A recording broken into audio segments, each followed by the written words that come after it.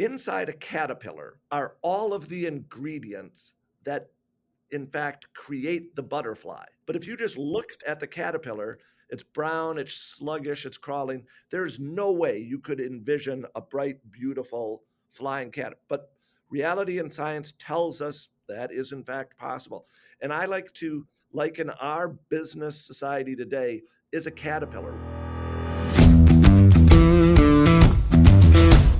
Technology is transforming how we think, how we lead, and how we win. From Intervision, this is Status Go, the show helping IT leaders move beyond the status quo, master their craft, and propel their IT vision. Welcome to Status Go. I'm your host, Jeff Tunn. It is hard to believe, but 2022 is nearly in the books as we're recording this today. It just doesn't seem possible. But we now must focus on 2023 and beyond. Over the next series of episodes, we're going to be exploring that future and the trends that will be impacting you as a technology leader, a business leader, and frankly, as a human. I could think of no one better suited to kick off this series than our guest today. He's the best-selling author of 13 books. He's a sought-after keynote speaker on technology, change management, and leadership. Jack Uldrich is a renowned global futurist. And one of the things I have grown to appreciate is he's also a poet. Jack, welcome to Status Go. Jeff, it's a pleasure to be here. I'm really looking forward to the conversation. For our listeners, man, you missed out on a great conversation just as Jack and I were, doing the mic check and everything. So I think this is going to be a fantastic conversation. Jack, before we dive in, is there anything about your background, your journey that you want to share with our listeners beyond the intro that I did to give them a sense of who's Jack? Yeah, so I would tell you this is that, and I don't often say this, is that if I look back at my career, everything that I am today sort of started with a failure in the sense that the very first book I wanted to write was a novel, but it did not do well commercially. But then my editor said, you're a really good writer. And I was telling them, I'm thinking about this next book. It's about this new emerging technology, nanotechnology. And they said, well, we're not going to give you an advance for a book about fiction about nanotechnology, but would you write a business book about it? And because that happened, I sort of then fell into this path. And even before that, I had run for public office once. I was unsuccessful. But I ran as an independent. But that failure then led me to meeting Jesse Ventura, who then ran as an independent. He became governor, and then I served in his cabinet as the head of the Office of Strategic Planning. So just quick background, former Navy, worked for Ventura as the head of the Office of Strategic Planning. Really for the last 20 years, I have been working as a futurist, thinking about emerging technologies and trying to help businesses think deeper and better about the future. And that's what I love about your approach, Jack, because, sometimes we get this image of what is a futurist, right? And they do all these great predictions and all that, but you're really focused on helping people think about the future. Before we get into the future, I want to start by looking at the past, thinking about 2022. What surprised you about 2022? What surprised me about 2022? I tell you, I think the thing that continues to surprise me about 2022 is even though we have lived through the pandemic, this idea that there are going to be additional shocks to the system, sort of low probability, high impact events is now simply our reality. And I don't just mean, of course, COVID could mutate. We could have another pandemic, but there are these rare possibilities that are going to shift the futures. The war in Ukraine was one, but now a potential war with China over Taiwan, or there are things like the possibility of a solar storm is one of these weird events that people just don't think about. But if they happen, they're going to transform our world deeply. So I guess the thing that surprises me is business keeps going back to efficiency and a relentless focus Uh, on efficiency. And we need resilient systems, is what we yeah. truly need. And so the fact that that message hasn't sunken in that deeply with business has surprised me. Yeah, it's interesting that you mentioned that because I was reading an economic survey yesterday about where investments in 2023 technology investments specifically, and a lot of people are saying inefficiency. Right? It's still we've been talking about efficiency and what technology can do in business from an efficiency perspective for decades now, and we need to pivot. So, and I've been reading some reports from Gartner and Infotech about some of the trends in technology. But I love the way your bio states it, Jack. So here's what I'd love for you to paint a picture for our listeners. What are some of the possibilities that you're seeing that the future may bring from a technology slant? Yeah, so here's as a futurist, I love to study history, and one of my favorite examples is the printing press. No one would argue that that was a transformational technology, but Gutenberg's genius wasn't that he invented that out of thin air. His genius was he took four existing technologies. He took a wine press, movable type ink and paper, and he converged those into a platform. So when I think about the future of tomorrow, it is no one technology that's going to transform our world. It's not just 5G. It is not just cloud or edge computing. It's not just the Internet of Things or artificial intelligence or blockchain. It is going to be the convergence of all of those technologies. And they're going to allow us to think about our business model in a fundamentally different way, how we can serve customers in different innovative ways. And then from a business perspective, if you don't understand this convergence, you're going to have new competitors who are thinking completely different about your business than you are today. And you'd better start becoming aware of these trends, thinking about how they can create new uh, platforms to do existing things better, faster, cheaper, but also do entirely new things in some really innovative ways. I love the thinking about the convergence of things, and what it brought to mind was this word we've been hearing a lot about, the metaverse. And I know, Jack, knowing you, I know you've been doing some thinking, some reading, some research on the concept of the metaverse. Where do you see that playing out in business? Yeah, I think we're in really early days of the metaverse. Just the top of the first inning, really. And it's interesting. The metaverse, like many new technologies, gets overhyped. And I Hmm. saw articles saying this is $1 trillion opportunity for the banking industry specifically. And I was like, whoa, hold a timeout. Like there's some potential. I'm not sure $1 trillion, but I'll keep an open mind about this. But now you're already seeing the flip side, and they're bashing on Meta, formerly known as Facebook, saying, Yep. Zuckerberg's really messed up by betting the farm on it. And I'm like, you know what? Let's just step back, breathe, and understand that this technology, the metaverse, is in fact going to continue to transform. And so the way I think about it is I'm not sure how many of your listeners would remember, but when the first e-reader came out, it was Hmm. big, fat, clunky, and expensive. And the publishing industry said, we knew that would never work. People don't want to curl up with that device. And then the Yeah. second one Yeah. came out. It didn't do well.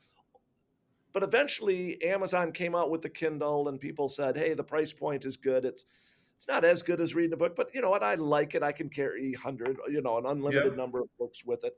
And suddenly the world did shift. So just because something is bad at the beginning, and I think the metaverse is, most people Hmm. can't spend more than 30, 40 minutes in it before they get sick and tired of it. But does Yeah. that Yeah. mean that will always be the case? No. So that's where I think we just have to step back, have some humility, but continue to stay aware of these trends and ask ourselves questions about the metaverse? How is it evolving? Are there new uses? Are there new cases? And just as a business leader to stay aware of it. Well, and it was almost the perfect segue to the topic I want to dive into next. Is I know you talk a lot about trends, in some ways predictions. Although I know futurists don't really make predictions, right? They're really talking about trends that they're seeing and paying attention to. But your work goes far beyond those aspects of it. You help people think about the future. Uh, our listeners, as you know, are tech professionals, leaders, and executives. How should we be thinking about the future? There are so many ways we should be thinking about the future. And maybe if I could just walk through a couple of Yeah, them. yeah. First one is, as a futurist, as you said, I do not claim to be able to predict the future. In fact, if you hear a futurist and he or she says they can predict the future, I would run away from them as fast as possible. Because here's my point: nobody has the answer to the future. But that, however, does not absolve any of us, especially leaders, of a more important responsibility. If we don't have the answer to the future, we'd better make damn sure we're asking the best possible questions. So, one of the first things I like to do is I like to think in questions. What don't I know? What aren't I seeing? What do I need to be aware of? So, spend some time doing that. Another critical principle is we all need to think paradoxically. People think the future is just going to unfold one way. That is not true. The future unfolds multiple different directions at the same time. And let me just give you two examples I just gave to a client this week. The first was, it was a food company, and I was talking about GMOs. Well, are GMOs good or are they bad? Are they going to be part of the future or not? You know what? Scientifically, have been proven to be very, very safe, but that's not how 70% of the public perceives them. And so, Hmm. yes, GMOs will be approved by the government and they will find a market, but there will be a lot of people who just don't touch it for a variety of different reasons. So, GMOs are both. And I think the same thing with facial recognition technology. I'm older. I don't like the invasion of privacy and security. I'm like, no way, I don't want facial recognition tech part of my personal or daily life. But you know what? Many young people are now getting really used to facial recognition Hmm. technology, opening their smartphones. They think it keeps their data secure and they're getting more comfortable with it. So I think there's going to be a part of the population that just hates facial recognition technology and another that embraces it. So as a leader, what you can't do is just lock yourself into what you think you like or Uh, what you think is going to happen. You have to understand it's going to unfold in multiple different directions. The last thing I would say, and look, I have a number of ways to think about the future, but we kind of hit on it earlier. We must, as business leaders and as a society and as a species, do a much better job of thinking long term. We are hmm. too focused on short term thinking. And for business leaders, it is not simply short term success that you need to be focused on. You need to be thinking about long term survivability. And so when those Hmm. external shocks to the system happen, and none of us know what those external shocks are going to be, have you Hmm. created a resilient system that is flexible and adaptable enough to survive whatever comes? Because the one thing we do know, stuff is coming. We just ain't exactly sure what it's going to be. That's right. That's right. Well, and it sounds like, and I know you speak a lot about the concept of foresight, which involves scenario planning and things like that. And it sounds like that's what you're touching on here. Is you've got, as a business leader, as a technology leader, you've got to be ready for multiple futures, right? Right. Multiple possibilities. How far in the future, as a business owner, do I need to be, or not even really as a business owner, but I'm a technology professional. I might be a chief information officer or a chief technology officer. How in the future do I need to be? How far do I need to be thinking? Really good question, and I'm going to give you a simple answer, and I'm not going to say this is a perfect answer, but what I tell my business audiences is 10 years, and here's why. Here's how most of us think about time. What do I need to do now? What do I need to do today? What do I need to do next? And by next, most people think next quarter, next year, and then they Uh-huh. think longer term, future. What I suggest and what I encourage business leaders to do is just shift that around slightly. We always need to think about what we need to do today, but I'm here to tell you the trends that are going to transform our world in 10 years are so powerful that we have to bring forward that future next and begin Mhm. thinking 10 years out. Because if we broadly get that right, it dictates what we should begin doing in the next quarter, in the next year.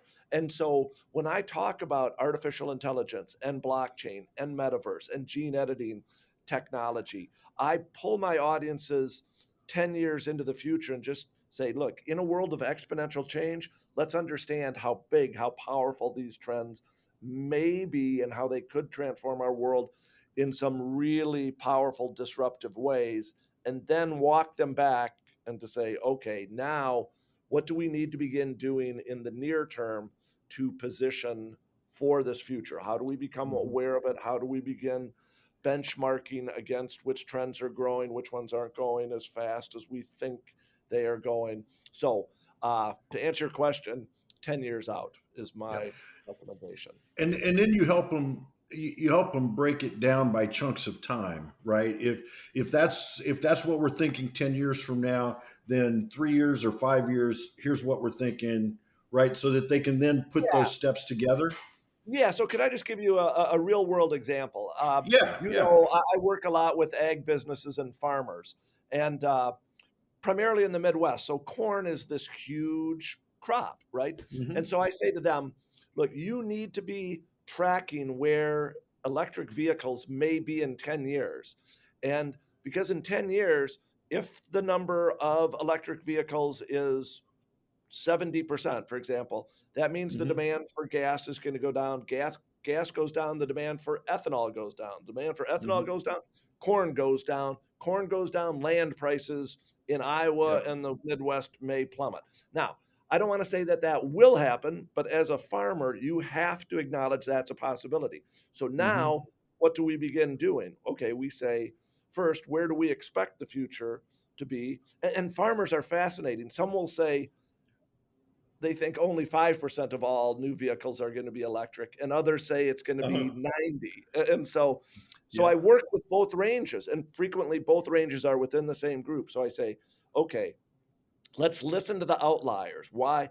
First, let's challenge our own thinking. If you think it's going to be really high, let's listen to the skeptics. If you're skeptics, let's listen to the optimists. But then I say, now you have to start tracking battery technology. Is it getting better? Is it getting more affordable? What are the Hmm. major automobile companies doing? You can put in place specific benchmarks in which you can hold yourself accountable for whether the future is in fact moving faster or slower than you think. And if it's moving faster, well, then you had better begin taking action in the short term to begin diversifying your crops, for example, Yeah. or whatever it is. But I do that with a lot of different technologies, if that makes sense.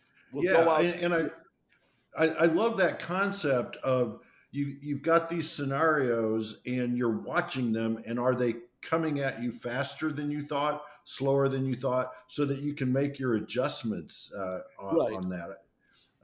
I love that. And with your work in ag, I don't know if this company is on your radar screen. This will be a tangent, but Beck's Hybrid Seed Company here in Indiana, they are doing some amazing things with technology. And putting technology in the hands of the farmer. I'll have to connect you with Brad Fruth over there. He's the uh, vice president of innovation, I think, is his title. But Okay. you'd love having the conversation with him.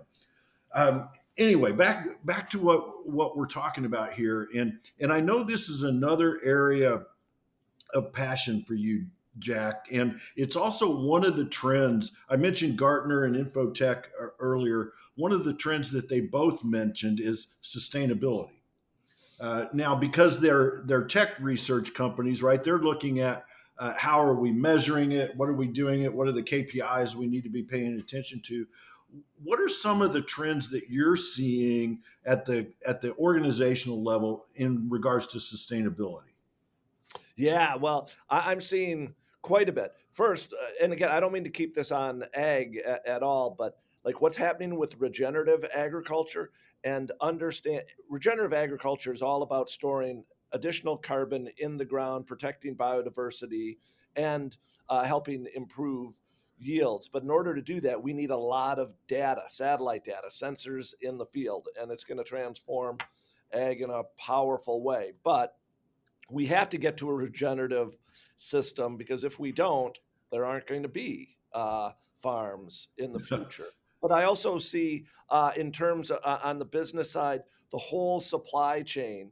Um, who is the company that you and I were talking about earlier? Oh, IKEA, and just what they're Yeah, doing IKEA. in Hmm. terms of a circular supply chain, sort of Yeah. understanding the full life cycle of a project. Companies have been talking about this for years, but now they're really getting serious about it. But the real shift is more and more consumers are taking Hmm. it seriously and they are voting with their dollars and they now have additional tools through their smartphones to understand when they go to buy a product like, hey, is this company really serious about reducing their water usage? Are they involved in circular? And I don't mean to say every consumer is doing that, because of course that's not true, but more and more are. And so I actually think the change around sustainability is going to be driven first by consumers and then by enlightened leaders who say, look, this just makes good business sense. We are Hmm. reducing our costs. We're being more efficient. We're being smarter. And oh, by the way, the planet, and biodiversity and others are beneficiaries of Hmm. this. Um, Yep. so it's definitely a trend. I would say it's not growing as fast as I either would have expected it to, or personally how fast I would like to see it. But more and more businesses are getting really serious about it. Yeah. Well, and I think some of the filing requirements at the I think it's the SEC, where you're now having to really provide data on your ESG processes within your organizations. That'll start to drive some of it as well. You know, regulation doesn't matter where you fall on that side of things, but that'll drive change as well. And it changes around us all the time, right? It's that what's that old saying? It's change is the only constant, right?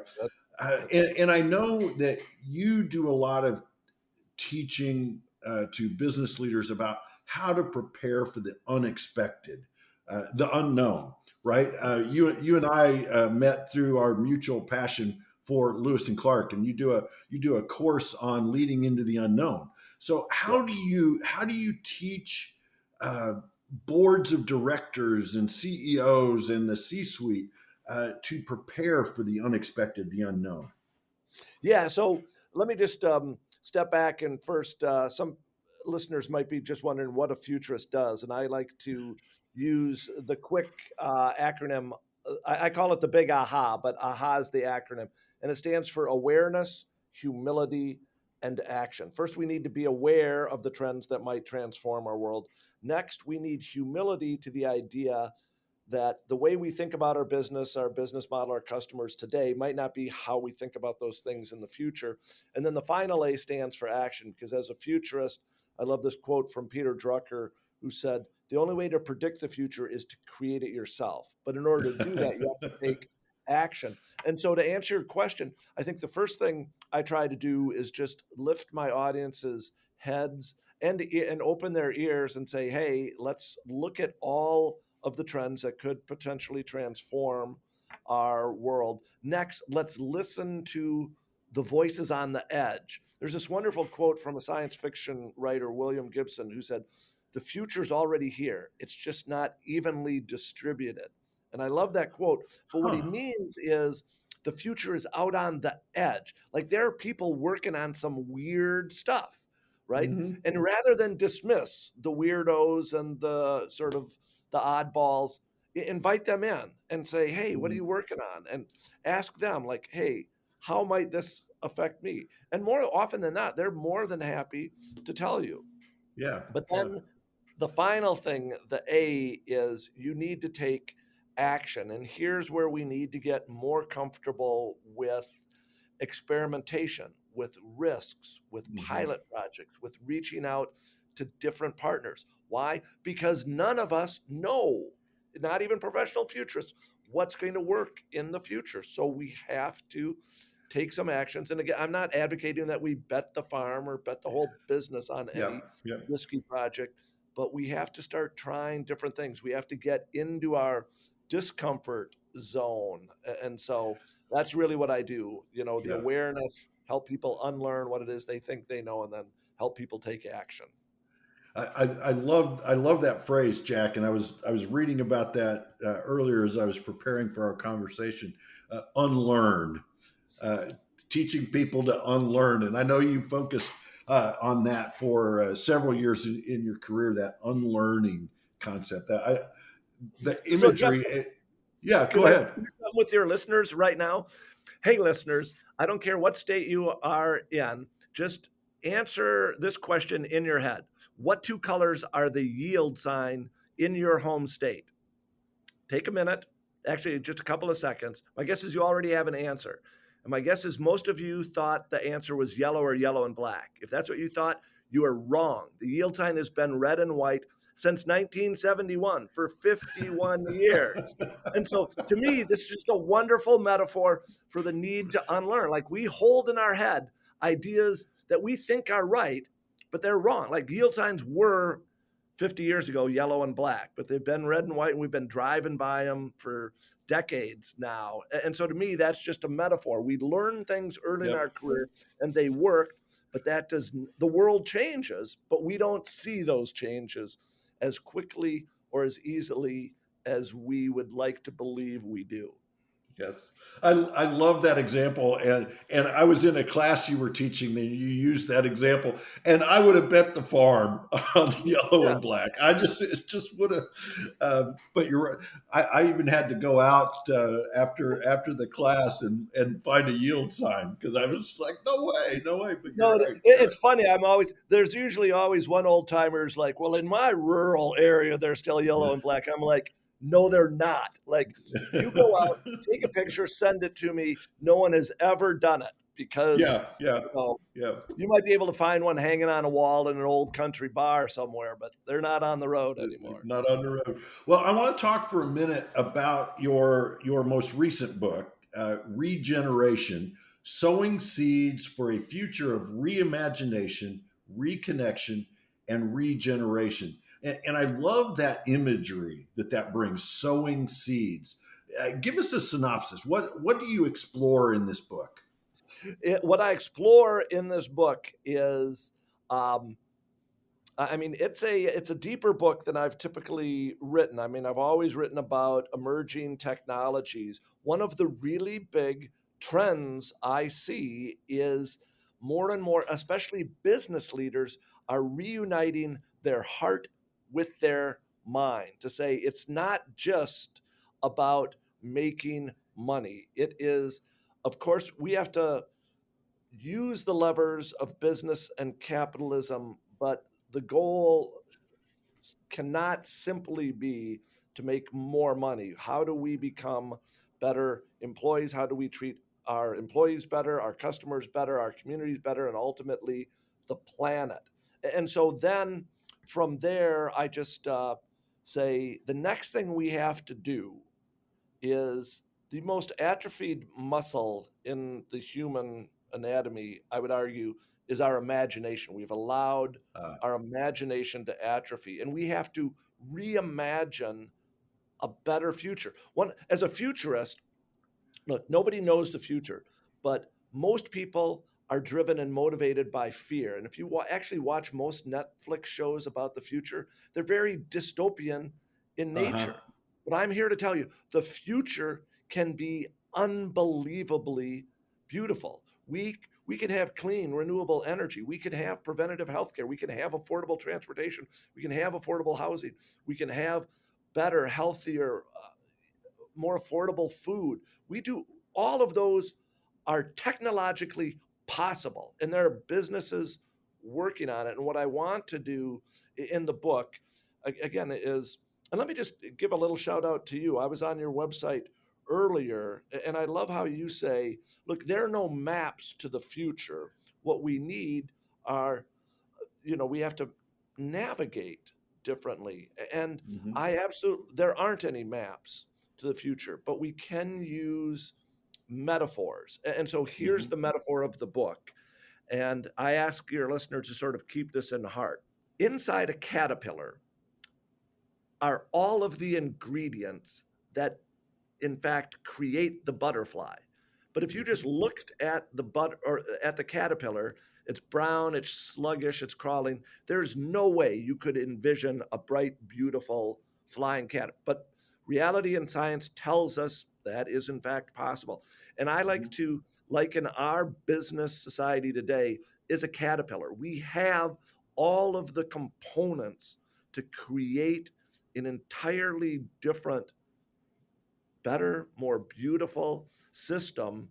But what happens in caterpillars is they first begin dissolving to themselves. And to me, that's the metaphor for unlearning. We're going to Hmm. have to dissolve and let go of some of our ideas in Yep. order to get us to begin transforming into a more beautiful world. And I actually see business as the realm to do this. I don't think government is going to be able to do it. And Hmm. again, I see business leaders actually just trying to create the more beautiful future they want. And I wanted to highlight them in the book, and I wanted to invite other readers and businesses in to say, here's how they did it. Here's some Yep. things I think you can learn from it, but you're going to have to do it yourself. So, Well, I have definitely added it to my reading list. Shame on me for not doing it when it came out earlier this year. But in getting ready, I saw that book and was kind of digging into it a little bit, and it's now in my input queue, so to speak. all right. Well, Jack, we are out of time, and I knew this 30 minutes would just fly by. Here on Status Go, we are all about action. We want to leave our listeners with a very explicit call to action. So, what are one or two things our listeners should go do tomorrow because they listened to our conversation today? So the first thing is, and I'm going to give a little plug for myself, and I want to tie it back to thinking. In order to think about the future, the first thing you need to do, this is common sense, you need to take time to think. And I actually advocate that all business leaders, I call it my Future Friday 15. Just take 15 minutes to focus on the future. Have a closed door policy. Don't let other employees or any, and to make this even more simple, every Friday morning I send out a one-page newsletter, and I just call it my Friday Future 5, with 5 articles. And I say to my subscribers, and you can subscribe free, don't read all 5, just read one, but then engage in the really hard, difficult work of thinking through as many possible implications, both threats, Mhm. disruptions, as well as opportunities. So please take time to think deeply about the future and try and make a Friday Future 15 a regular habit, because I think that's where the future value of your Mhm. business is going to come from. It does not come from thinking about what you need to do today. It comes from thinking about the future. So it behooves all of us to spend more time thinking about the future. I think that's a great call to action is carving out those 15 minutes. Fridays sound like a great time to do it. And I will say to our listeners, I read Jack's newsletter as it comes out, and the 5 things are usually something that uh, really strike home because you've been kind of noodling on it, or at least there's a tickle there somewhere in your brain of something you need to pay attention to, and he brings it right to the forefront. And so being able to spend some time thinking about that is it's a great way to think about how those things will impact your business. So thank you for that call to action, Jack.